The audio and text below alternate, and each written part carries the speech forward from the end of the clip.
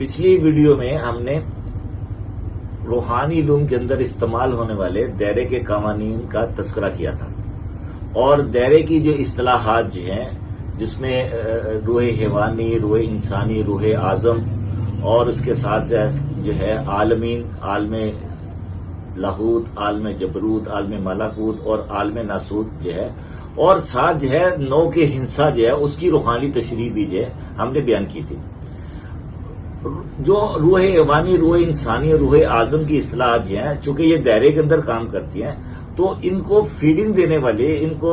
Energy دینے والے generator جو ہیں، جس کو روحانیت کے اندر لطائف کہتے ہیں، لطیفہ نفسی، لطیفہ قلبی،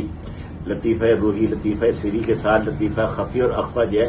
ان کی اصطلاحات بھی جو ہے ہم نے دائرے کے قوانین کے تحت جو ہے اس بلڈنگ کے اندر استعمال کیا۔ چونکہ تمام اصطلاحات کو جب اکٹھا کیا جاتا ہے تو جو نقشہ بنتا ہے، اس نقشے کو جو ہے ہم نے جو ہے ایک بلڈنگ کے طور پہ استعمال کیا، اور بیسیکلی یہ بلڈنگ جو ایک دربار جو ہے، جو دربار حضور خواجہ شمس الدین عظیمی خانوادہ سلسلہ عظیمیہ، ان کے لیے جو ہے تجویز کیا جا رہا ہے۔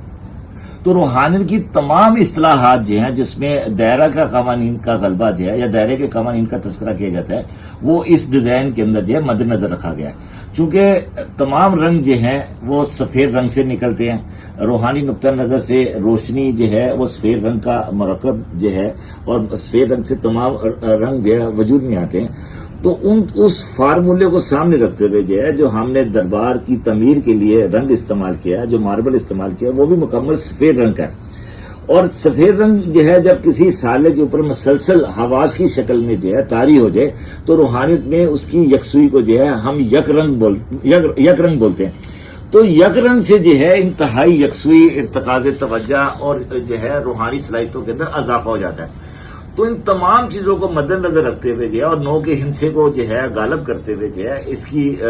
پیمائشوں میں اور اس کی تعمیر کے اندر جو ہے تمام چیزوں کو مد نظر رکھتے ہوئے جو ہے ہم نے اس کو ڈیزائن کیا، اور اس کی ڈیزائننگ کا مقصد یہ تھا کہ یہاں پہ بیٹھ کے دائرے کا قوانین کے تحت جو ہے، اگر دائرے والی بلڈنگ کے اندر کوئی سالک مراقبہ کرتا ہے، تسبیح کرتا ہے، تو اس کی روحانی صلاحیتوں کے اندر جو ہے اور اس کے جو روحانی مقاصد ہے اس کی تکمیل کے اندر جو